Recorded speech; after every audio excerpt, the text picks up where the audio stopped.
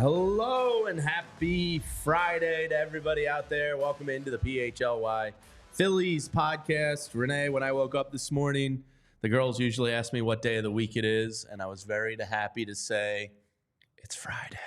Did you actually say it's Friday, or did you say it's the first Friday of I the did not year? say the first Friday. I just said Friday. Because Fridays... a great opportunity there. Yeah, and you I dropped the ball. suppose. Fridays do hit different, as the kids say. So happy Friday to all out there. The chat is buzzing already. We see you. Thanks for joining us on this Friday. Tyler, of course, producing the show behind the glass. And yes, the thumbnail image to start the show was the stars of tomorrow. And if you're a baseball nerd, and I say that affectionately, there's a lot of nerd stuff today, including Jaws and Zips and prospects. So we're going to, we try to touch on the Phillies. Like, basic outline of our show is touch on Phillies, touch on Major League Baseball, shenanigans, show close. You're giving out all the secrets, Jamie. We didn't discuss before the show the daily positivity. I put it on YouTube in the show sheet today. So you two, I don't want it to be Jamie's daily positive. I did say that yesterday. So you have 45 minutes to come up with your already positive. we're flipping the script because yesterday Tyler and I were getting on Jamie because he missed his cues. Well, because I was taking the low-hanging fruit away. And then today, Jamie definitely just flipped the script on us. You brought the smoke. I did. Is that what the kids say? Yeah, you want the smoke is what's happening. Tyler and I got it though. Do you want the smoke or are you giving the smoke? You're giving. I don't think you don't really say give it. Well, dishing. Okay, you're dishing the heat, maybe. Oh, good Lord. Yeah, I don't know. Happy Friday, guys. Oh, man. Yes, happy Friday, nerds. But yes, as Barbara Carroll says in the chat, yes, we're going to get into a lot today. Our own John Foley's going to join us, and then we'll get out of here with Renee's positive Phillies thought of the day. 24 reasons why the Phillies are going to be better this year than they were last year. It's like the 25 days of Christmas. Yes. But Philly style. Yes. Guys. So welcome in, everyone. Let's get it started with the Phillies and some real nerd stuff we've seen online. I don't know if Fangraphs and Baseball America and all these accounts decided just let's start 2024 off with like our nerdiest stuff. The prospect reports are coming out. The Phillies are tied to an international signing. That period picks up in a little bit. So there's a lot to get into in Phillies land. Let's start with the new list of Phillies top 26 prospects, Renee. We're going to start the Down on the Farm report next week. Where we deep dive, each one of these guys, give you a profile, strengths, weaknesses, and not us. It's not like me and Renee are sitting here breaking down the Dominican Winter League. The scouting report. Yeah, we're going to read the stuff from the scouts, the guys that get paid to know what they're talking about. But yesterday, Fangraphs, which is, would you say the pinnacle of baseball nerddom, Tyler? Yeah, I would think. I mean, they take Baseball Reference to like a whole new level. Yeah, and Baseball Reference is one of my all-time it's like the Bible of baseball to me. But Fangraphs takes it like to the next level. Yeah, basically they millhouse up baseballreference.com. So Fangraphs yesterday released their top 26 Phillies prospects. So we're not going to, I'm not going to spend much time on 26, 24, 23, 22, 21, 20. We'll just start at 20. But the one thing I did notice about those... I like how you individually read each number instead of just saying 26 after through... like 20. Yeah. I mean, that probably would have been much easier in hindsight, I'm bringing Renee. the smoke back, Jamie, The one thing I did notice about that 20 to 26 range, number 25 jumped out in neon to me. Okay. Griff McGarry. And he jumped out in neon because entering last season, he was the Phillies' third overall prospect. Mm-hmm. Now he's all the way down to 25th. And... which is a reminder of the way prospects move and fluctuate, as we have had conversations in the past about getting so caught up on prospects, but we have no idea. I mean, the drop to 25. That's not good. It's not good at all. It's not promising. It's not good at all. Yeah, it's almost at the point where, like, Griff McGarry, you can kind of start talking about as the future of the Phillies rotation. If you're the 25th prospect at this point after being third last year, if you eventually become a 5 or a middle bullpen guy. And I think, Tyler, we've talked about that before. Like, he's on the cusp of becoming, like, a middle relief guy. Like, talking about McGarry? Yeah. I think he's best suited for the bullpen anyway. So I wonder if they make that transition with him now that he's plummeted down their list. So that jumped out to me there. Let's start with number 20, Devin. Oh, and there will be names mispronounced in this exercise. I can guarantee you, there will be names mispronounced. This crazy thing, Jamie, where you can like Google it. No. And then it says it Well, how to pronounce the name. It's tough because some of these names, and I was actually just having this conversation yesterday with you, Tyler, or with JP. I don't know. Yeah, you soccer people, I don't know how you do it. Yeah, because the other thing is there's cultural influences on how names are pronounced. Yeah. So it might be said one way in one country or one language or one linguistic, and another way completely different. So it's really challenging. So I'm going to let you, well, I feel like number 20 is doable. Well, what is your guess on his last name? Because I feel like that's how you prefaced it. Yeah. Saltaban. Okay. Saltaban? I would say Devin Saltaban. Saltaban? But I don't know. Yeah, Tyler probably knows. I believe it's Bond. Saltaban. Saltaban. Okay. And by the way, to the chat, no, I hate everything pumpkin except Mr. Krabs. The one pumpkin exception I will make is that cold brew foam pumpkin thing that Starbucks does. It's a drink? It's a cold during October, November. You know, I don't drink any of that. That's true. You're not. Yeah, I mean, I like a lot of pumpkin stuff. I like pumpkin pie. I like all pumpkin sweets, though. Yeah, I'm out. I don't want to drink anything pumpkin. But your drink is very late today. It is very late. Is it? Is it? I feel like it's usually. I made the mistake of putting the half and half in first. I'm not an expert, so I thought it was just me. But the chat actually has been running with it too, and they're like, I don't know what Jamie's drinking. I don't know either. This is my 2024 vow to stop buying so much coffee. So I bought a cold brew maker for me and my wife in the morning, you know, so we can just be on the go. And so far, so good. I'm 4 for 4. And you like this coffee? It's better than the hot coffee we brew at home. So I'm doing well. I'm sticking to the. There you go. So it's just a little cold brew from the fridge. Jimmy Butler, you're way into opening up a new coffee. What does he call it? Big head coffee? Yeah, you're gonna be. I do have a big head. But you know, I think there's other options you can go with. No, I will not be opening. All right, we got to one prospect and then we went left. All right, number 19. I got this one. Okay. Andrew Baker. Oh, that's a tough one. It could be Buck Hare. It could be. McKinley Moore at 18. That's fairly easy. 17, another layup. Robert Moore. 16, Alexis De La Cruz. But you could say that with a little bit more De La Cruz. Yeah, you know, I don't have the hard more. R roll. Yeah, you could definitely Alexis De La Cruz. All right, I'll let you take 15. I knew you were going to do that. All right, number 15 on Fangraphs. Coming in, I feel like we're doing a draft. I'm going to go Nikal Puka Grego. Something in there is a little more silent than it looks. I think that No, I don't disagree with you. I think that's good. I don't think there were 3 vowels. I don't think it's Puaka, but it could be Puaka. Actually, now that I say that, it could be. I'm going to go Nikal Puka Grego, though. That's got to be like Polynesian or Samoan or something, right? I don't know. He is from New Zealand. New Zealand, okay. Okay. A Maori. That's cool. I hope he has. I promised the girls that we're gonna watch. Hypothetical man said, "Let Renee do the names." I'm watching Moana tonight with the girls, so hopefully he's got the strength of Maui. See, that's what I could see, like a Puaka as like a Moana. You know, like you kind of fluctuate the vowels there. But okay. You want to take 14? I think it's a Marion Boyd. Yes, I would agree with you. Yeah. Number 13, William Bergolla, and I know. You and Vince, Tyler, are big Bergolla people, right? Yeah, I think Vince is very high on Bergolla. And depending on what list you look at, this is Fangraphs' latest release that just came out yesterday. I think Baseball America had Bergolla at like 7 or 8 in the Philly system. Yes, so there is some fluctuation based on the website you're reading. But Bergolla, top 10 in Baseball America, 13th here on Fangraphs. Number 12 is, now, what do you think? Is that Aaron or is it Arun Escobar? Aaron. Aaron? Arun. That's my guess. I don't know. The Escobar is making me think there's a Arun Escobar? A Hispanic aspect to it. We'll go with Arun. He is Venezuelan. Yeah, see? Okay. I don't see Aaron. You know, I think it's Arun. Okay. Arun. By the way, really good piece, speaking of Venezuela. That's where Alvarado's from, correct? I think he's Venezuela. Well, his family was in Venezuela. So the piece I just read, I'm 99% just doubting myself. I read a piece the other day on The Athletic about his family is now with him.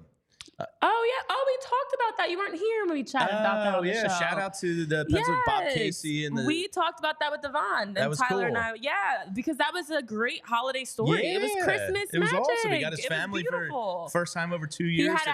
He had a house in Miami for them, already said, and he had his dad, brother, and one of his children, and then finally got his mom, sister, and his other 2 children. So his 3 kids were split. Oh, wow. Or 2 kids were split, I think it is. I forget how many kids he has actually. But either way, his children were split. Yeah, such a sad story. Yeah, and credit to the Bob Casey and his office, because once they got wind of it, they kind of like pushed it along. Oh, yeah. Well, that's the thing. I mean, once we heard it during the postseason, I remember that's the first time I had heard the story when they casually dropped it in the broadcast.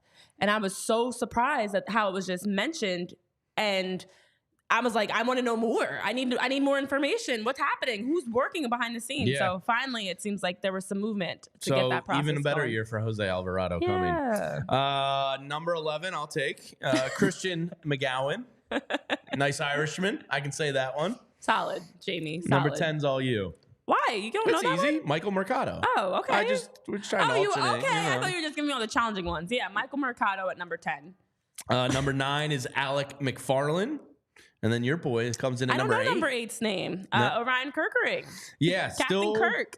Still technically a prospect, question mark? Tyler, what's the actual line of prospect? I genuinely have absolutely no idea what their threshold is. It's obviously how a certain amount of Major League games played, and there's no way that Kerkering hit that threshold in 2023. What did he end up pitching? Like 18 innings? Yeah, it wasn't a ton. Between playoffs and regular season, it wasn't a ton. My thought process has been, if you're up and you stay up, I think that's your threshold. Like, if you go up, if he makes the opening day roster, correct, which he's going to, he's no longer. That would be how I would grade it. Like, a couple years ago, there were a couple of guys that were still on, or even last year. I think heading into last year, Gunnar Henderson was still on the top prospect like list. Jackson Holliday will be this year. This guy's going to be a major league player. Yeah, Jackson Holliday is going to be one of the faces of baseball soon, and I think he's still technically a prospect, but he will be on the opening day roster. Yeah, no, that's why in the chat, I think it was John who was asking about like Dylan Covey.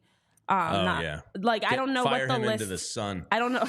Yeah, I don't know what the list is compiled based on, because what makes you still a prospect? And also number 8, just I don't love that in general. But I think on Baseball America, Orion was listed like 4th or 5th. So again, depending on. Look, I mean, I think they weight this a little bit based on like role, and if Orion ends up becoming a closer, then he should be weighted a little heavier. But if he's not, we'll see. Yeah, I mean, the Fangraphs is saying it's compiled based off of industry sources as well as Fangraphs observations, anticipated relief roles. Yeah, so it's a few different things they're just basically looking at, and different people, I guess, that they're consulting and figuring this out. Now, number 7 on this list is higher on Baseball America. I believe he's 3rd on Baseball America, but Fangraphs has this kid. I'm so hopeful about him. Justin Crawford. He's got the family bloodlines. He's rangy, as athletic as hell. He's fast. Please, Justin. I think he's 3rd on Baseball America. He comes in 7th on Fangraphs top prospect list. But he's a kid that he could be. Look, the Phillies, let's just call it what it is, historically suck at developing outfield talent. In their entire existence, Greg Luzinski and Dom Brown are the only 2 homegrown all-star outfield prospects from their system. Yeah. That hurts to say. I really hope Justin Crawford is the 3rd. Because you think there's 3 outfielders. Every year you have 3. It's not like you're talking about one position where somebody's just pigeonholed in. You have 3 chances at this, and you have 2 ever developed from your own system. That is not good. Not good enough. But John Sequella, what up? In the chat says worm killer. I assume that means his launch angle is not great, and he's a big ground ball hitter. But we'll see there. Or unless he's talking about Mick Abel. Number 6, all you, Renee. Eduardo Tate. Now, Tyler, is this you and Vince's guy? Yeah, you guys this is you're a big Tate man? I am very hesitant on young catchers being ranked highly, and he was 23rd last year. He jumped all the way. What did you have him at? So 7? him and Griff McGarry just flip flop, pretty much. But so my thing is, this kid's 18 years heading into his 18-year-old season. He's very thin. He's 6 foot. He's 180 pounds. He's going to need to pack on some weight. I can give him a pointer or two about that. But this is called double IPA beers, my man. Heading into last That's year, not the kind of pounds he wants to pack on. Oh, you're talking about like useful pounds. Heading into last year, he had a 50 hit rate, a 50 power rate for a 16, 17, 18-year-old kid who is thin. And what I think excites me about this guy is the fact that he's a left-handed hitting catcher. And when do you see that? Infrequently. But he hits left-handed. He's strictly left-handed. Joe Mauer was lefty, right? I should know this considering how much I vouch for the guy. Yeah, he was, I think, right? I'd have to go back and That's the think only about one that came to my mind when I started But I think that this guy is probably in a good trajectory timeline for a JT Realmuto replacement if he continues to ascend the way that he has. With Mauer is lefty. Yeah. Like outside of that, I can't really think of a left-handed catcher. Yeah. He threw right, batted left. Yes. Well, yeah. I mean, you're not going to find a left-handed throwing catcher. Has that ever happened? I'm sure it has. That would be so weird looking. I mean, I'm sure it has, but like you're throwing over right-handed hitters the entire time. It's incredibly difficult to be a left-handed catcher. Because wouldn't that be weird to see a guy throwing from behind the plate left-handed? The reason that it's I guess I never thought about it. Yeah, it's an issue is because you're throwing over right-handed hitters because you're throwing over right-handed hitters twice. You're not like for a righty if they're throwing over a lefty to get to second base, that's one problem. But as soon as you get to third, unless it's a right-handed hitter, your right-handed catcher is going over the lefty batter's box anyway. For a left-handed catcher would have to throw over somebody twice on the right-handed side of the John batter's Sequella box. brings up another one, Dutch. And it was Dutch's 63rd heavenly birthday on, was it Wednesday? Yeah, it was Wednesday. Yeah, and by the way, the Darren Dalton Foundation, if you're ever looking to donate to a great cause, the Darren Dalton Foundation is an awesome, awesome charity. So yeah, left-handed catcher. Look at us hitting on something from a previous show sheet. But yes, left-handed batting catchers, not very. This kid excites me, and his overall grade's a 40, and that was last year. Maybe it's because he's 17, but I just think that's drastically low. Listen, he can't run. He's a 40 run. I don't expect my catcher to be able to move unless you're like JT Realmuto is a freak. Yeah, pretty much. Yeah. But this kid's a 60 arm, a 50 hit, a 50 power. Like at 17 years old, I'll take this kid. Yeah. So Eduardo Tate comes in at number 6 on the Fangraphs list. Now, number 5 goes to Brian Rincon.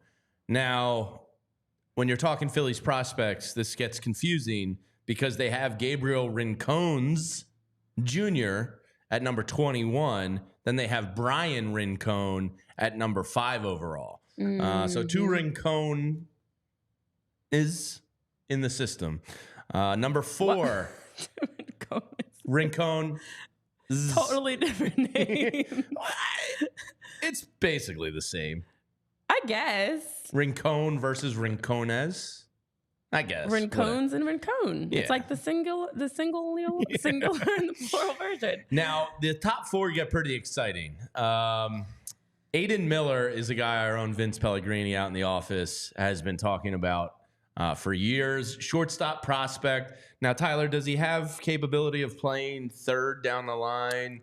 Does he have the arm for that? He's listed as third? I thought he was more of a shortstop personally, but Aiden Miller is exciting people in the Phillies system. Yeah, he's listed as a 19-year-old third baseman. Okay. I mean, that's from the Clearwater Threshers. All right, even better. Now that if he becomes the real deal, Team USA kid, he was the college player they took out of University of Arkansas, 2 years ago? And he's kind of skyrocketing up the Phillies prospect list. If he is a legit, so Baseball Reference has him listed as a shortstop, but obviously he's playing third in Clearwater, so he has the capability of playing on the left side. Yeah. And I know they said, NBDBDBF said also on Fangraphs he's listed as a third baseman. Okay. So, okay, there's...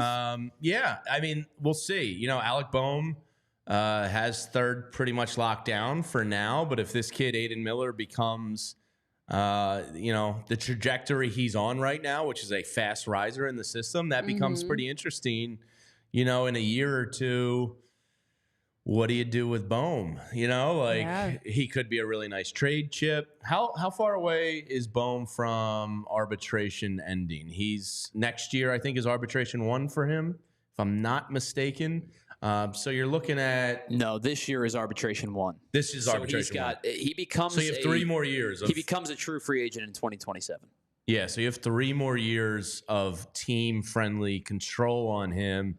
If Aiden, that timeline's actually kind of perfect, because then entering arbitration year 3, if Aiden Miller's the real deal, you move Boehm, replenish the farm system. So Aiden Miller is a pretty integral part of this. Why don't you take number 3, Renee? Yeah, I was looking at Aiden. Okay, so we've got Starlin Caba. It's a great name. You're star in the making. Yeah. Starlin Caba, another guy just like Aiden Miller, just kind of flying up the prospect rank here for the Phillies. He comes in at number 3 on Fangraphs list. He's another guy that is listed as a shortstop. Yes, he is. He's 18 years old. Just turned 18 a month ago on December 6th. Wow.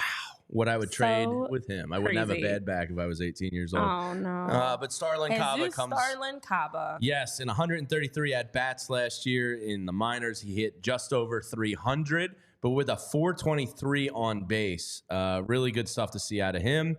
The number 2 prospect, according to Fangraphs, is Mick Abel. Huge year ahead for Mick Abel.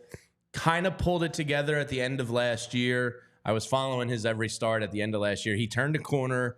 His command got better. His numbers started to improve, but he had a pretty shaky, not Griff McGarry shaky, but fairly shaky first half of the season. This is a big year for him because you kind of need to know, with no Andrew Painter, pitching this year, you kind of need to know if Mick Abel is somebody you can believe in or not. Tyler, correct me if I'm wrong. Sorry. No, go ahead. I think his top projection is like a 3. I would say that possibly a 2, but like 3. I wouldn't get that far. The stuff is good, but command is going to be it's the biggest problem.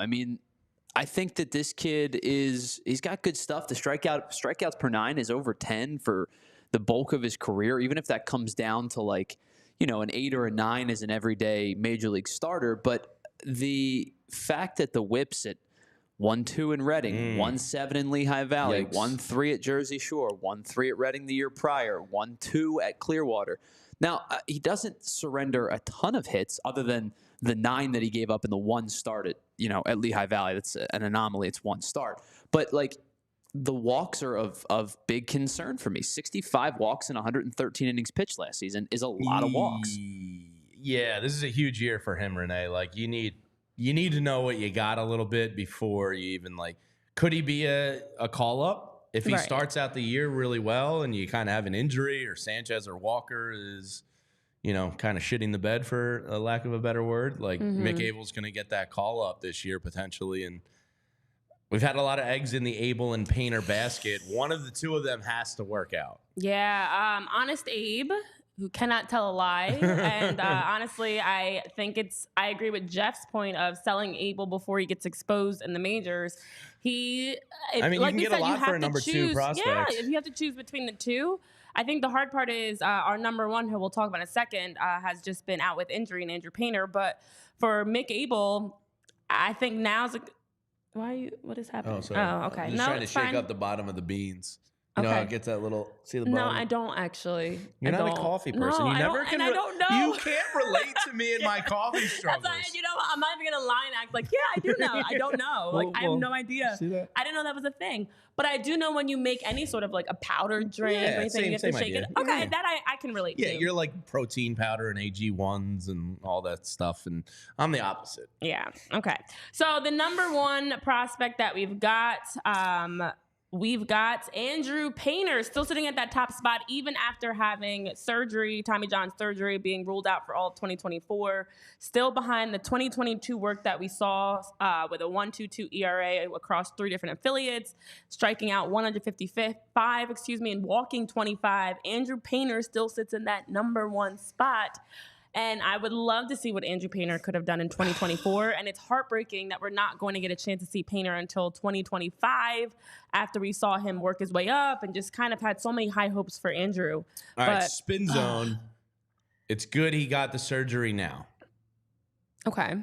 Rather than like a year or two from now when you're really counting on him. I think that's why the Phillies encouraged him to go ahead and get the surgery. Yeah. It's like, we don't need you right now. This is a long-term decision. It also sucks to lose 2 years of your pitching career at age like 2021. Yeah. But maybe we don't find out what Christopher Sanchez is without the Andrew Painter surgery and injury. So, I'm trying to think positively about the Tommy John surgery at such a young age. Mm-hmm. A lot of these guys, unless you're like Aaron Nola or somebody, I guess Zach Wheeler, outside of the blister issue, hasn't really had any. So knock on wood. The one thing with the Tommy John too, and I don't want to take it to the opposite extreme where like guys are almost intentionally getting Tommy John at this point. Which is but it's like good to get it out of the way. It's like sicko world with these high school kids to try to get Tommy John early.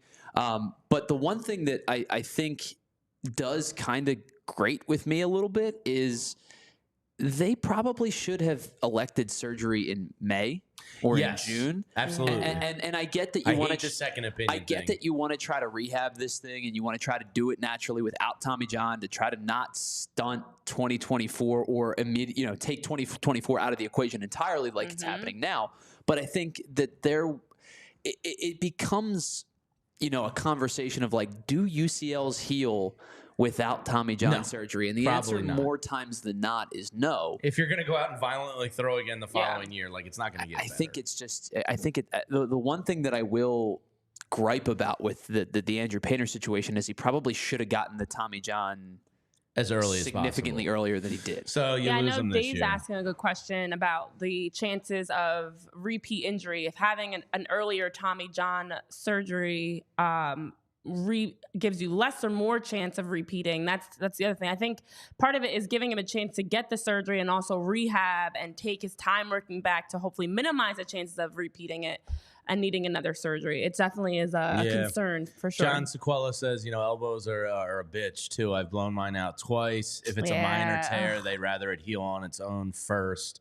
Yeah, I get that, but it was inevitable for a pitcher like that. We're about to get to John Foley, our buddy. I know Boz in the chat says, "Where's Foley?" Don't worry, John Foley's music's coming on shortly. But first, I got to tell you about Wheelhouse Cards because they have 2 awesome locations in Wayne and Westchester. And Wheelhouse is our go-to sports card, gift, and apparel shop in the Delaware Valley. Their motto is cards and community because a love of sports unites us all. They carry all your favorite card brands like Top Chrome Baseball and Mosaic Football, as well as t-shirts, hats, hoodies, and more from brands like Mitchell & Ness, 47 brand, Junk Food Starter, and one of my personal favorites, the throwback gear from Shy Vintage Sports. And if you're looking to have your sports card collection graded, well, Wheelhouse has got you covered because they offer PSA grading submissions. They also host a ton of different family-friendly events and birthday parties every single month. So stop into either of their stores in Wayne or Westchester, open 7 days a week at 11 a.m.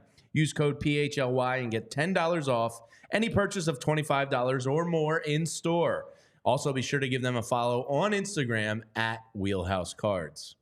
And while you're doing that, take some time to head over to FOCO and check out the leading sports and entertainment manufacturer. They've got bobbleheads, collectibles, apparel, all types of great things. They just dropped some more slippers for those of us that enjoy walking around the house with slippers and socks on. You can do that at FOCO, and you can also take advantage of our deal and the heat and bring the heat with all the great merch that FOCO has. So using code PHLY10 gets you 10% off at FOCO, and make sure that you are rocking some great merchandise that FOCO has. Great prices, great looks, seasonal options as well. They're just transitioning out of their holiday season for the Christmas, New Year holidays into some more. So check out what they've got again at FOCO. Use that code PHLY10 for 10% off. All right, it is Friday, TGIF. And with that means we've got our very own John Foley on the show with us today. Welcome in, John. Nice to have you here. Happy Friday. Happy New Year. Welcome. Happy New Year indeed. Happy Friday.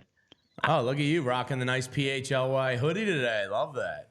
You know it. You know it. Got to represent the brand. Yeah. So, John, you had a new piece up on the website the other day on the heels of, look, did I drink the irrational Kool-Aid? You bet your ass I did. But when I see the report that they actually had $300 million on the table to Yamamoto, I didn't expect them to have that big an offer. It could just be that he was the white whale, 25 years old, insane talent, that they went outside the box there. It could just be as simple as that. But then I saw Scott Lauber quoting Dombrowski saying, they're not done yet. They're going to add to this. And then I saw the report that Blake Snell's market could shift to that lower length contract, higher annual average salary. I started thinking, they're so close, and it's such a win-now window for these next 2 years. It might be smart to kind of push all in for a 2 or 3 year window and spend some real big boy bucks, bigger than what you're even spending.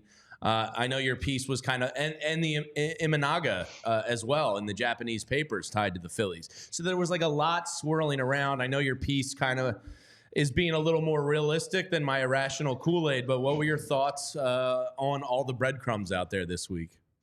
Yeah, I hate to throw cold water. That's all right. Todd's like you did too. Pick one of these names. I did too. Yeah, everybody is, John. I'm just gonna stay irrational. It's a lot more fun to just talk ourselves into a big name free agent being on the way. But when you really sift through those rumors and see what they're actually saying, I do get the impression that Yamamoto was an exception. That yes, they're willing to throw somebody out there, but this is a 25-year-old phenom. Could be helping you out for win now mode and setting you up well for the future. I think that he was sort of in a class of his own in terms of free agents the Phillies might go after. Now, I think there's a way to look at Imanaga as sort of Yamamoto light, and it still accomplished many of the goals you were looking to do with Yamamoto. More of a win now piece, more in line with the age of the current stars on the team.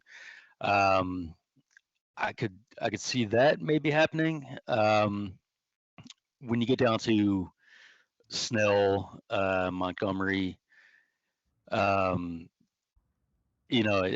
that point you're talking, pretty big money, and most of the rumors about those two seem to be coming from national sources rather than some of our more local trusted friends that are really sort of indicating that that's not where the mindset of the Phillies is right now.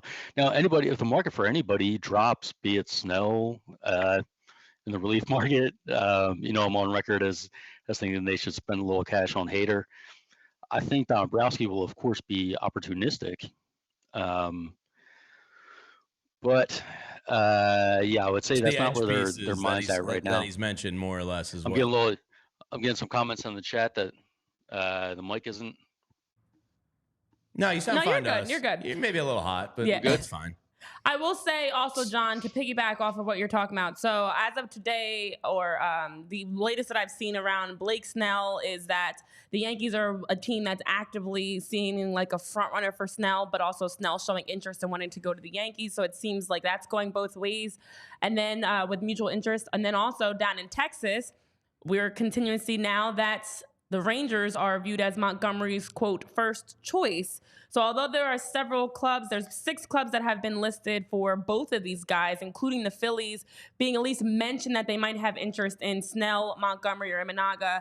The report that we talked about yesterday, or 2 days ago actually now, was that the Phillies might be interested in 2 of those 3. Who do you think the Phillies are most likely? If you had to choose, the market's dropping, they're still there. Which do you think would be most likely to make sense for the Phillies, in your opinion, from what you've been following? Out of Imanaga, Snell, and Montgomery? Mm-hmm. I would say Imanaga, just because he accomplishes some of the things the organization was talking about with respect to Yamamoto, in terms of, they want to break into that Japanese market. The Phillies historically have not done they've always been behind the curve. Whether it's with Japanese players right now, Korean players, with Latin American players. For a while, they lagged behind the curve, and dating all the way back to black players. It's a sort of shameful history there for the Phillies. So it would be great if they can maybe not lag as far behind as they usually do. So I do think, I know they've beefed up their scouting overseas, and I think they're really making an effort to break into that market. And maybe you fail to land Yamamoto, maybe Imanaga is a way to accomplish some of those goals, even though you're not getting that 25-year-old that might pitch at a star level for a decade. He can make sense. I would be shocked if Snell or Montgomery makes their way to the Phillies. You can hear some of those rumors about other teams like the Yankees, where they're the preferred choice. They feel like they're getting close. Those are the things you tend to hear when something's actually in the works. The Phillies are listed. They're always at the end of the list, right? And in these national articles, it's like here are 3 or 4 teams that are showing strong interest, that are having these discussions. Oh, and the Phillies, don't rule out the Phillies. That's the caliber of rumor that we're getting. Is not, we're hearing things about the Phillies making a pitch. We're hearing, I don't know, the Phillies were willing to spend $300 million on Yamamoto. Maybe they'd have some money for someone else. But those don't feel close. Historically, when Dombrowski, when the organization wants to go after somebody, they go after them hard. They make very visible pushes for, Turner, Harper, this stuff. Sometimes they operate in silence on some moves, but for these big stars, I think we'd be hearing more. John, you mentioned the Japanese, the African American players, the Latin American players. They've always been a little slow to this, and part of Preston Mattingly, Dave Dombrowski's goal and vision here has been to get more international scouts out there. And it appears the Phillies' international signing period's opening up 10 days from now, and they are tied to a 17-year-old kid from the Dominican Republic. Now, I'm not expecting you to have seen Jalvin Arias' games down there, or Jalvin Arias. See, John, you'll learn this about me. I can butcher, as a true Philadelphian, any name you give me.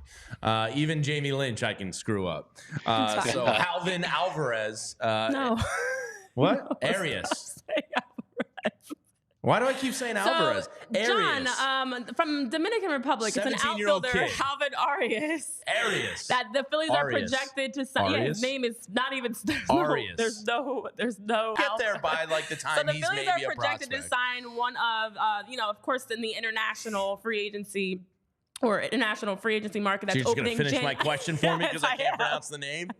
I'm just helping you out. That's what friends are for. I got your back. Jalvin. So the international free agency market opens across the league on January 15th, and the Phillies have been reported to be tied to 17-year-old Jalvin Arias from the Dominican Republic. He's an outfielder, and potentially getting the 29th largest signing bonus. Now, I don't even know what your initial question was going to be, but what are your thoughts on this? Maybe they can I gotta be honest, I haven't watched a lot of tape on this teenager.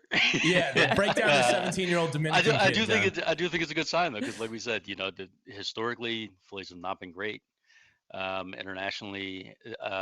So the fact that they're tied to, what sounds like, a pretty great prospect. It's encouraging. It's just encouraging. It makes you feel like it's a well-run, competent organization that's doing everything they need to do in every part of the world.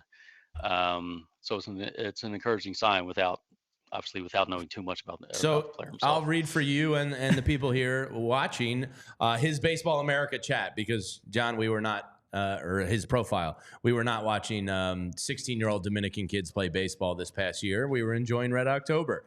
So Baseball America says he has size and power that stick out for his age. He shows flashes of plus raw power that could eventually end up being a 70 on the 20 to 80 scouting scale. His power is evident in batting practice, and he can crush a fastball if the pitcher makes a mistake over the heart of the plate, though it comes with a swing and miss risk. He will need to develop more adjustability with his swing and improve his plate discipline. Sounds like every 17-year-old kid ever. He was running plus times in the 60-yard dash early in the scouting process. He impressed scouts with his athleticism, and they believe he could play center field. Although he's gotten bigger, he's trended more towards an outfield corner. So, who knows? Hey, sounds like he fits right in. Yeah. Power, plate discipline, swing and miss stuff. Issues. He is a Philly. Corner outfielder. Yeah, why not? That sounds like a prototypical Philadelphia Philly. So. By the way, Jamie, I'd like to interject here. I had great plate discipline at 17 years old. Did you? The problem was I couldn't hit. Well, I was great at taking walks. I don't know what to tell you. I know the reports are that this is an opportunity for more of a long-term development selection. Of course, he's very young still, but as you mentioned, with the ability to play center field, but also be someone that can move into a corner outfield slot, be a power hitter. There's a lot of projection. He's just, I was going to say, he's 6'4" and weighs 205 because that's 17. Damn. We love to give height and weight, and that just puts in perspective. Born in 2006, guys. Oh my God. What were you doing in 2006? My heart. But he would have time. I mean, so young to develop. And I know even in the chat, Hypothetical Man was saying how he has a lot more faith in the Phillies as an organization now than 10 years ago. The development has been improving for these young talents. So someone like that with the height and build that he has and the versatility and power as a power hitter in different outfield roles, yeah, I think it's encouraging. Yeah, just don't be another Miguel Alfredo Gonzalez. Even when they have spent their international money in like a big way, they've seemed to swing and miss. And I think Dombrowski and Mattingly and Fold kind of realize that, and they're trying to get a lot better internationally. Because, you look around baseball, John, and like Adalis Garcia, like you don't have to go far to find these, international type kids that pan out, and the Phillies always seem to miss the boat there. Yeah, they really do. So again, encouraging. You have a much better feeling from the current leadership of the organization. At least I do. You get the sense they know what they're doing, and they're searching every corner of the globe for baseball talent in a way that I don't think we've seen with previous leadership. Yeah, you got that right. Well, John, we will send you off back to your reality, and we appreciate you joining as always on Friday. Make sure you're following John on Twitter at 2008Phils. Make sure you're reading his articles on allphly.com. Fresh one went up on Wednesday. I'm sure there'll be more next week, as I think we're 40 days away from pitchers and catchers already, John. Ooh, the sunshine, the warmth. I can feel it already. Yeah. The margarita. Oh, I can't wait to get down to Clearwater. Florida. And of course, John will be with us in mid-March as we're doing the Clearwater trip here. PHLY, we've teamed up with Philly Sports Trips to get down there and maybe talk to some of these kids and the prospects in the system. And I'm looking forward to your reporting down from Clearwater this year. It's going to be pretty exciting. So make sure you're following John and following along with his writing and photoshopping skills, because your Garrett Stubbs one yesterday or today, whatever that was, I think that might be your finest work yet. Yeah. If you don't like the writing, come check out the Photoshop. You've got options. There's a little something for everybody. Exactly. Bingo. You've got options there. John, we appreciate you taking time to join us and chat as always. And yes, we'll talk with you very soon, friend.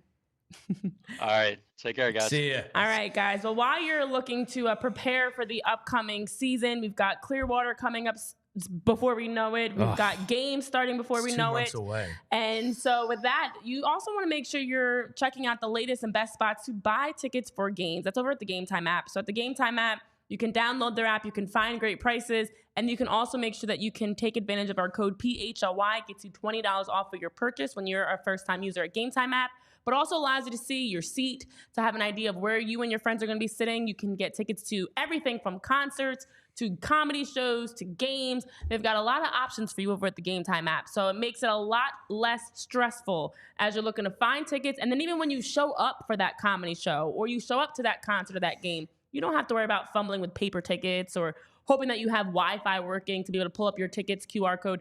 Easily you can do it on Game Time app. So again, head over to the Game Time app, use our code PHLY, which gets you $20 off of your purchase. Yeah, and Mopar, sorry, we're going to miss you in Florida by a couple days there, buddy. But Clearwater, so close. I'm excited for you and Tyler to experience Clearwater for the first time because it is just awesome. Clearwater Beach is great, and then, you take the little 15-minute ride to the stadium, and it's just like, it's fantastic.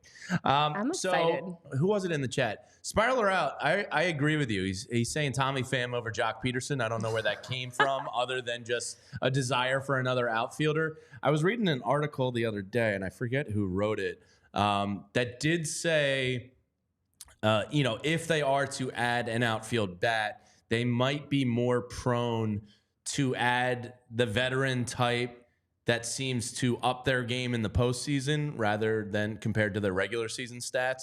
And Tommy Pham was one of the 2 names that kind of outperforms his regular season stats in the postseason. So, Tommy Pham's still out there. We talked about yesterday how the arbitration period between the 12th and the 19th, according to Passan, he expects the market to like really kind of heat up again here. If they added Tommy Pham, I wouldn't hate it at all.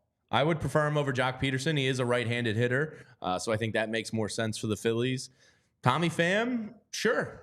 I'm cool with that. I'm almost cool with any outfield addition that's a veteran at this point because I just want that insurance plan and protection there in case Rojas, I know he's looking swole and jacked up, but like I just don't want to put all my eggs in Pache and Rojas in one position. I want a little bit of an insurance policy, and Tommy Pham gives you that. He could play left field, and Marsh could slide back over. So I know the chat's been talking a lot about the bullpen arms. Mm-hmm. I want to see one of each. I need to see one, if not 2 bullpen additions, and I think the Phillies bullpen is really good, but I really want to see that outfielder, and I hope it happens. Yeah, I mean, there have been some names that we haven't talked as much about because we've been actively focusing on Blake Snell, Jordan Montgomery, Showtime Minaga, but there are some outfielders that are still looking for a home. There are some names, Jock Peterson, who actually talked about being tied to the Blue Jays, but then there's even people like Teoscar Hernandez and Jorge Soler, obviously Cody Bellinger, that are, still floating out there as we're trying to figure out where they're going to go. So, I mean, I would love for the Phillies to be able to pick up someone that is an outfielder that can give good at-bats. And part of the reason why Matt Chapman was brought up as a name as a third baseman is because of the fact that the Phillies do like to add those veteran pieces. And although Matt Chapman's a third baseman, and that's not really needed with Alec Bohm, still kind of leans into what the Phillies would want to add. So, I mean, I don't know who the Phillies are going to bring in, but I think that there are some names that I'd be excited about that can just be solid. Just be solid. That's all you really need at this point. Yeah. So being that it's Nerd Day, we'll buzz through the rest of our show sheet here. Fangraphs did come out with their ZiPS projections for this year, Renee. And I know you have your Google alert set on Fangraphs ZiPS protection. What is ZiPS, you might ask? Well, I had to read up myself to find out what the hell it was. And Tyler said the Fangraphs guys make baseball reference look like amateur hours in terms of baseball nerddom. Well, that is correct because the ZiPS system is a computer-based system one of the guys from Fangraphs who is a Texas A&M computer science major / baseball nerd, created his own system to project the upcoming year. It's been fairly accurate in the past, and basically ZiPS is just another term for WAR here, more or less is what it boils down to. It basically weights like the more current years. It takes the career of a player, but it weights like the more recent years heavier, and then basically takes everything into account like a WAR would, and it's compared to your average major league player at that position.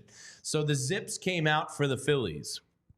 Yes, zippity doo dah. I was actually thinking the same thing, John. Did but you I ever wasn't see the Chappelle stand up? So I was actually thinking Zippity-doo-dah. zippity doo dah, zippity day. Yeah. My head naturally went to Chappelle had a Disney riff World. off of zippity doo dah. Yeah, I was in the thinking. skit. Yeah, we've got different brains. So Oh, mine yeah, that's- immediately went to like the Chipmunks singing zippity. Oh yeah, no, mine went right to Dave Chappelle. And there used to be a sing-along song, not to go super left really quickly, but there used to be a VHS sing-along song for Disney when I was a kid. So you did hit the VHS era. Okay, that makes me feel better. I was there. I thought you and Tyler were like born in the DVD No. age. I was born. No. DVDs were more. I would say high school is when we actively more switched to DVDs.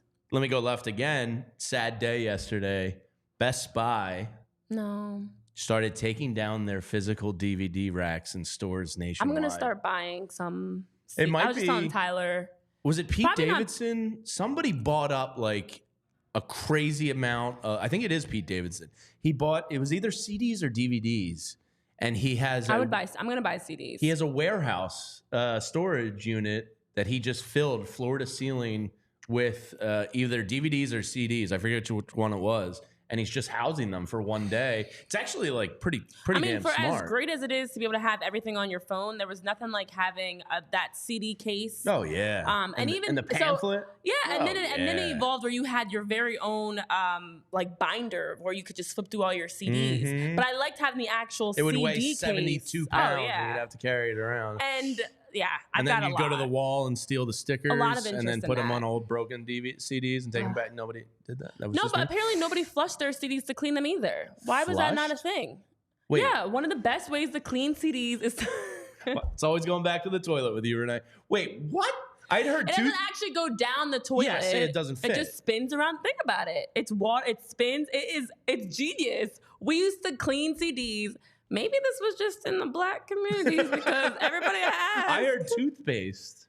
I thought toothpaste on so it, and then you wipe it off. if you have a CD, I highly recommend this. Try it out. If it has a Really? scratch on it, you put it in the toilet and you flush the toilet, and the water swirls and cleans it.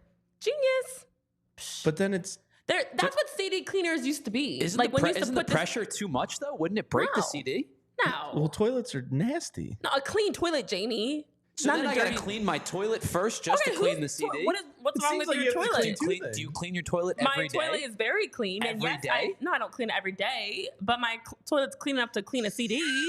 Ew, what's Is wrong with it? your toilets? I mean, I go number 2 in there. Yeah, and then you flush it and you clean it, and you don't put it. I mean, don't put a CD in the toilet if you got recent number 2s in there. Oh my gosh, help!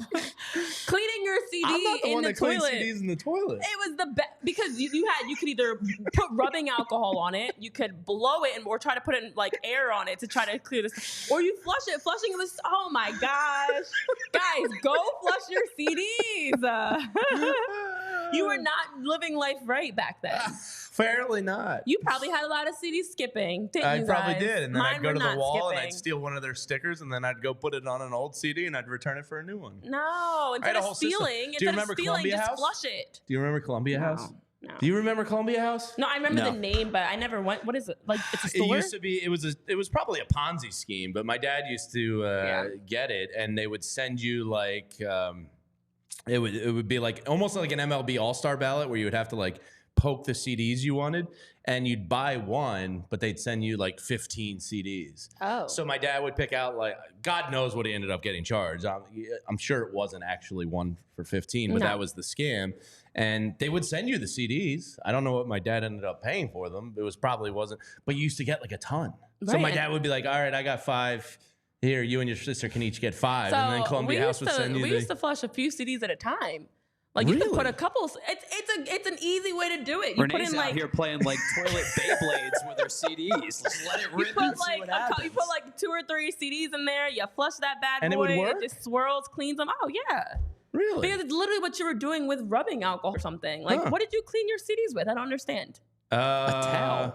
A towel? Yeah, like a dry towel. I mean, instead of doing that, you get like the microfiber towel. So you don't do it for the ordinary, like, oh, and it's got a smudge. I'm just gonna wipe it off. Chris has it. It was 10 CDs for $1 and another one at full price. Maybe it wasn't as much of a scam as I don't know. It sounds like a great deal to me. Yeah, actually. it was awesome. Columbia House. If you rules. I'm gonna go buy some CDs now. Columbia House destroyed a lot of people's credit rating. Mopar says.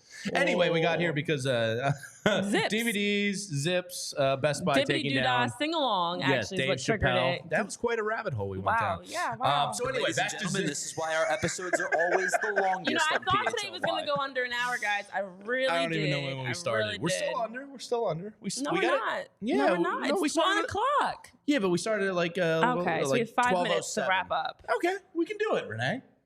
Here we go. Zips. We're back. All right, so the Zips is basically Fangraphs' war from their computer engineer nerd who developed his own system and algorithm. Real quick, we'll buzz through this. Here is the projected Fangraphs war for the upcoming year. Johan Rojas / Brandon Marsh, they have as a 1.4. I'll take that from those two, I guess. Schwarber and Marsh, they made one person in left field. That's at a 2. No. They didn't make Schwarber and Marsh one person. Marsha Warber. It's a monstrosity name put together in a blender. Marsha Warber, a 2.0 in left field. Alec Boehm comes in at a 1.7 on the year. No. You read that wrong again. By no surprise. Sosa, it's Marsha. also. No, it's Marsha Warbave. Oh, because Cave. It's a Marsh Warber Cave combo. Mm-hmm. But actually, Marsh is with Rojas also. So are we sure it's Marsh? I mean, it's got to be, right? I mean, I don't know. I don't know. Who has Marsha Warbave? It's all right. 2 outfielders, 5 infielders. Yeah. I mean, I don't know. So Alec Boehm and Edmundo Sosa come in at 1.7 at third. This is very encouraging. Trey Turner, a 5.0. If you can get that out of Trey Turner, it's going to be a great year for the Phillies. Oh, yeah. Do you believe in the full season of Trey? Turner 5.0? It's going to be Turner 5.0 Turner season? 5.0. You think we're going to get it? Yeah. All season? What are you saying? Yeah. Do you believe like the full season bounce back? Like what we saw in those last 2 months, we're going to get a full season. It's definitely a Turner 5.0 time. Bryson Stott and Sosa at second base. Tyler, you might think this is a little low. He comes in at 2.3, and that's mostly Stott. I don't know if I necessarily think that it's low. I think that I think it's probably fair because you have a Gold Glove caliber second baseman, a guy who can hit well against right-handed pitching, and a guy who at times struggles against lefties. And I think that if he's going to see 50% of his bats or close to it against left-handed pitching, I think that that's what their diminishing value is on that 2.3 is, he's really, really strong against right-handed pitching. What kind of leap can he take against lefties in year, what's this, full year 3? Or full year 2 as a second baseman, full year 3 as a starter. Yeah. Right. First base, Harper and Boehm give you a 4.1. So Trey Turner does come in the best. Harper trailing him at 4.1. Real Muto and Stubbs gives you a 2.9. And Schwarber at the DH gives you a 2.6. Now, you're starting pitching. They also have Castellanos at the DH. Oh, excuse me. Castellanos in right field. We missed him. He's your worst in terms of zip rating for the year. Projected as just a 0.5 player. That, Yikes. not great. It's For like $20 million. I like Castellanos. If he's your 7-hole hitter, I think that's a pretty good situation to be in. When they signed him, they clearly thought he was going to be a middle of the order 5-hole hitter, maybe 6 at worst, potentially a third. That's just not who he is. He's kind of a 7-hole hitter. This is a very brutally interesting, I should say, piece, because if you actually read like their reasoning for all this, it's they don't feel too confident on Castellanos. They want to make him a DH.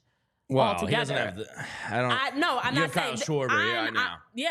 On another team, Castellanos probably is. You can't DH both of them, but that's one of those iffy things. Like they're pretty. They even have Alec Boehm as boring. As boring? Mm-hmm. Well, and that's an interesting way to describe somebody. You're just boring. Like, what? That hurts a little bit. See, to me, a boring player would be a zero WAR. Yeah, like they're just average. They're not negatively impacting your. Now, I don't know how Zips rates average players, and maybe it is about what he got. But to me, I mean, he's not far off of it. Being zero, like, is as average as you can get. That's a boring player to me, because even if you're negative, there's talking points. Mm-hmm. You're not boring. You might stink, but you're not boring. You know what I mean? It's a weird descriptor for Bone. So there's your position players, your bullpen as a whole, and this would be really good on the year if they came in at a 3.6 as a whole for the bullpen. Your starters, Zach Wheeler comes in at 4.3. Aaron Nola comes in at 3.8. Your boy Taijuan Walker comes in at 2.0. Ranger, 2.7. Christopher Sanchez, 1.8. And then it has Nick Nelson as 0.2 as like your sixth starter kind of person, which is fine. So there you have it. Quite frankly, I wouldn't be surprised if Nick Nelson ends up signing internationally. Yeah, I think he may get like Eric Fetty just came back from he got overseas, a decent deal, 2-year deal, right? I don't expect him to bounce back like that, but I think Fetty's stuff is better than Nelson's. But I think that you may see Nick Nelson end up in either Japan or Korea in the next couple of weeks. Yeah. All right. So real quick, Renee, because we're going to get out of here real quick. We're just going to buzz through some MLB headlines that happened that we may or may not have talked about. Michael Brantley, this just came out before the show today. The 5-time All-Star. Tyler had interest in him signing here. I did. Really good player for his career. Not that old. Did we ever look up his age? 34, 35, something like that? Michael signed somewhere. Michael Brandt? No, he retired. No, I know. That's a joke. He signed with the retirement home. Like he signed a retirement home. He signed all right. He signed out. Yeah. The Yankees, as you had mentioned, are all in on pitching. Snell on the free agent market. Dylan Cease on the trade market. The Reds, sneaky good signing, I would say, for them, because it's not going to cost you a lot. And I think Frankie Montez is one of the best lower level outside of that tier 1 pitchers. So he goes to the Reds. The Red Sox, I think we mentioned the other day, signed Lucas Giolito. The Angels just signed Zach Plesac, the son of MLB Network's Dan Plesac. Tyler's boy, Kevin Kiermaier, returned to the Jays on a 1-year deal. And then making the headline rounds today, Trevor Bauer has admitted to some mistakes in his career. Is basically begging for a second shot in Major League Baseball after, was he in the Korean League last year or the Japanese League? I forget. He was in one of the two leagues, but he is asking for a return to Major League Baseball after his case has kind of settled, I guess, for lack of a better term. So we'll see who takes a shot on him. Highly talented guy, just seems like a huge douche. So we'll see what team is desperate enough to go get him. And then also you have Carlos Santana. Oh, I missed him. Veteran first baseman, drawn interest from the Brewers, Pirates, and Mariners. He seems like John a pirate. Heyman's been saying, that he's been drawing some interest. Milwaukee is, of course, interested in bringing him back. I always That's liked what Robert Carlos Murray Santana. said. Yeah. And then also, as you talk about Cease, Dylan Cease, very interesting that, of course, as you mentioned the Yankees, but Ken Rosenthal said the Yankees and Orioles are among the teams expressing sincere interest. But then Rosenthal also listed the Cardinals, Red Sox, and Dodgers as teams that are possibly in the mix as well. So the market for Dylan Cease continues it's not ceasing to slow down. All right, Renee, you've had 45 minutes to cook it up. Your daily positivity before we get to, I'm curious about this Derek Jeter thing you dropped in here. Your daily positivity today, Renee. Why will the Phillies be better this year than they were last year? Tyler and I locked in on this and came up with a really solid decision that we are going to get. Oh, I wrote it down somewhere and I can't find it. It's right there. Oh, okay. I mean, I could have went there too. So our daily positivity is that we're going to get a full season of Christopher Sanchez as a starting pitcher after having a strong second half of 2023. We definitely believe that we saw Christopher Sanchez as the season wore on, giving us bright spots of optimism, of course, settling into a nice groove. The confidence was growing. He was controlling his pitches much better. And it feels like this is the year that we're going to get a nice full season of that. Stability, consistency, control, and a solid starting pitcher, especially as the fourth starting pitcher I like for the Phillies. I think he was better than Taijuan Walker for the majority of last year. I think if Christopher Sanchez is your number 5, that's a pretty good situation to be in. I think a lot of teams would take a Sanchez as their number 5. So all in, like it. So what do we have? 20 left now after? Yeah. All right, 20 more reasons to be positive. I like it. I hope Christopher Sanchez emerges in a huge way because I like his stuff, and fingers crossed. And the one thing with Sanchez too, like he threw 99 innings last year. If he gets to, I think 145, I don't expect 180 to 200. It's probably going to be in that 140ish range, like you said. There may be a natural step back. He, doesn't throw overly hard, doesn't have a devastating breaking ball. Just one of those lefties that knows how to pitch, keeps guys off balance, does a really good job of working ahead in the count, staying ahead. And you could tell when Christopher Sanchez struggles is when the command is not there. If he takes a step from a 3.4 and he's a 3.8 next year, I wouldn't be stunned. But I'm not expecting him to go from 3.4 to 4.2. No, and have if he stays a balloon. 4, I think that's a win. Yeah, I think that you're going to see a larger sample size, and he may get hit around a couple times. But how many staffs? And we obviously don't have this offhand. How many staffs number 5s are sub 4 guys? Yeah, and probably not many. Like Hypothetical Man said, his changeup is definitively his best pitch. When I say breaking ball, I mean more curveball, slider, sweeper, slurve, those type of pitches.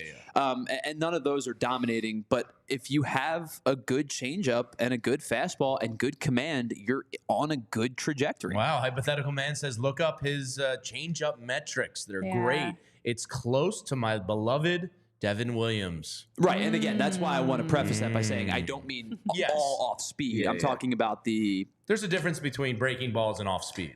Yeah, I mean, I think to your point, you could theoretically consider a changeup a breaking ball. It depends on how you throw it. I don't personally, but to each his own kind of thing. You know what I mean? Like Devin Williams' changeup is a breaking ball because it defies gravity.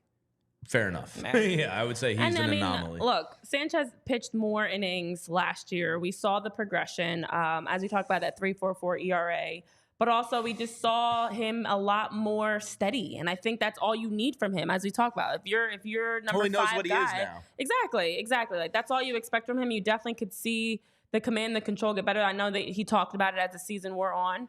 And so I think this year, if we can get that for the entire season, that's a win-win-win-win. Absolutely. Like it.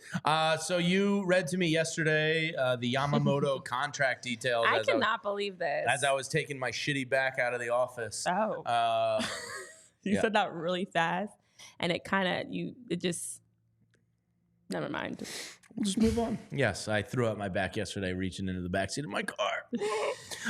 But it got me thinking about chefs and personal chefs. And I'm curious where the two of you fall in. I don't think I've come to terms yet. Why don't you read the details of the contract, and then we'll talk about what kind of personal chef you would want, because Japanese is up there for me.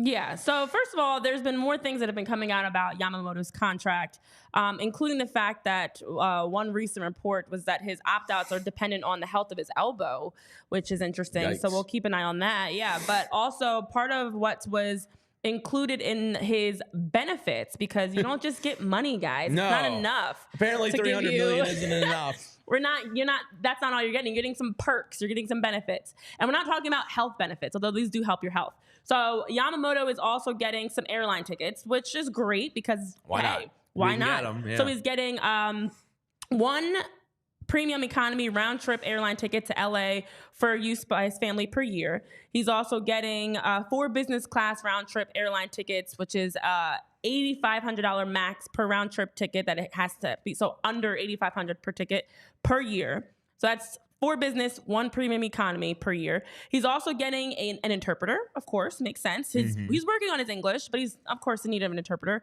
But also a physical therapist, a personal trainer, and then, of course, they're doing the best efforts to make Japanese food available. I had heard some reports, even when Ohtani was brought in, that the Dodgers were actively going to be putting in some type of a personal chef. Yes, part of the personal chef, giving your own Japanese food on site right there, so that you're at the ballpark and you have options for delicious Japanese food. So they're also helping on the culinary side as well as the travel and physical therapy and personal trainer.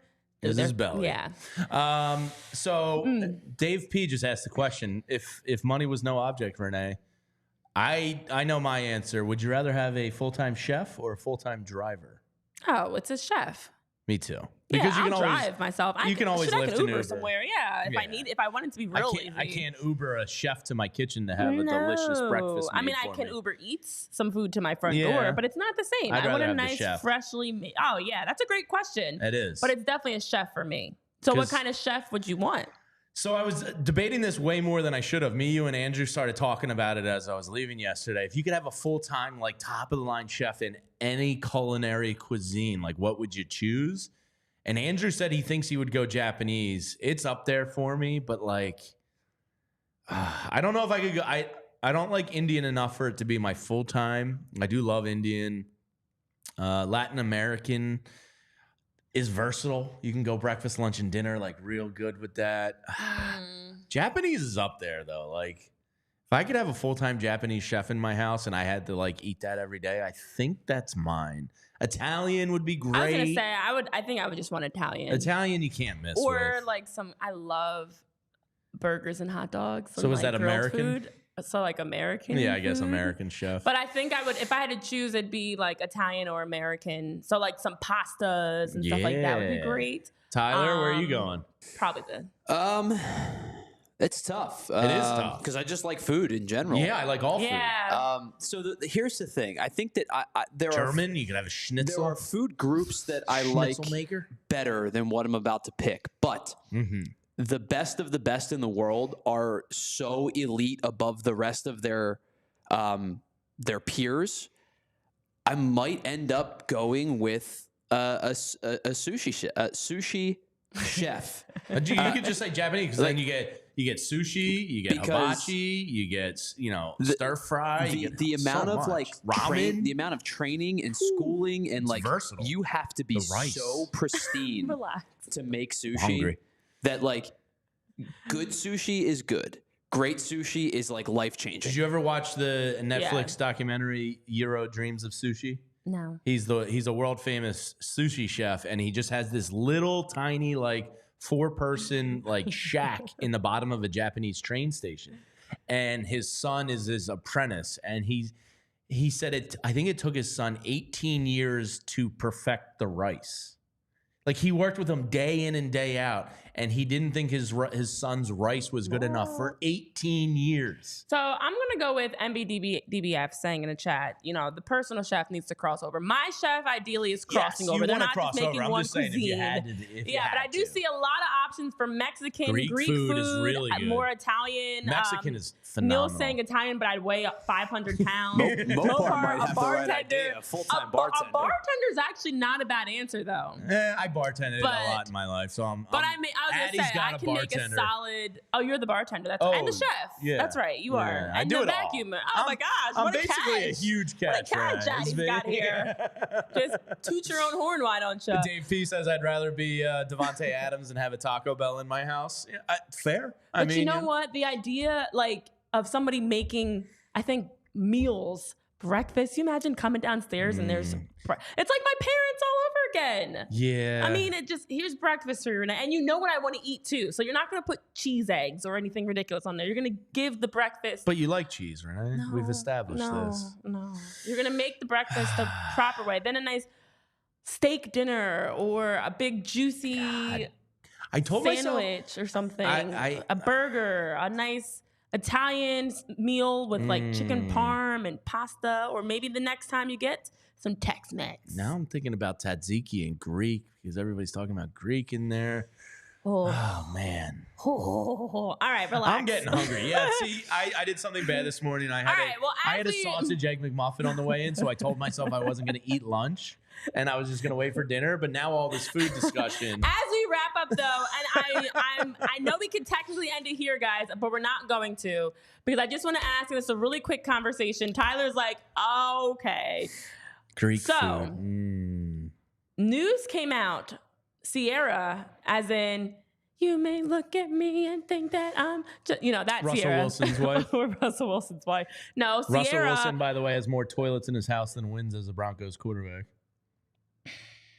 12 Sierra, who recently toilets, had 11 her wins in his tenure. baby, her and Russell had their third together. She's a music star, incredible dancer. I don't think I can tell you one song. No. I mean, I know who she is. You don't know any Sierra songs? I mean, if I heard one, I might be able to pinpoint it. Yeah. I'm just going to talk to you guys because Jamie... I mean, I know who she is. She's beautiful. I was so excited about this because I was like, wow, thank you, Tyler. Get JB out of the shot. So, guys... I love Sierra. She's very hot. I love Sierra. And I was even happier when I heard the news that Sierra found out she has a famous cousin that she did not know about. And as a baseball show, Do we know a baseball what level player. Of cousin? So I'm going to you guys aren't going to be able to guess.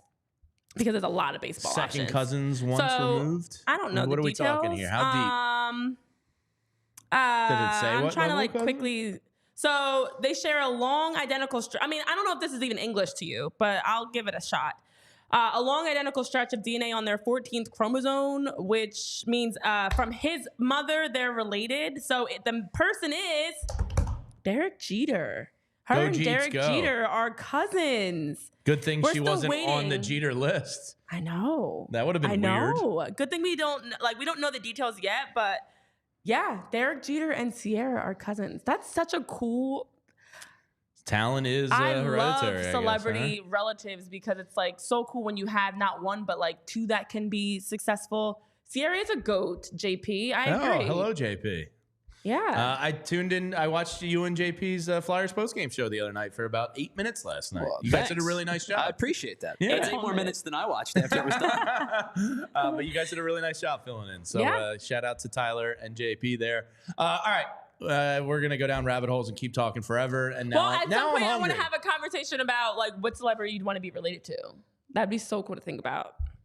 Or are you related to somebody important? No. A celebrity. Who would I want to be related to of a celebrity? Yeah, like I think like people are related to me. Yeah. I'm this celebrity.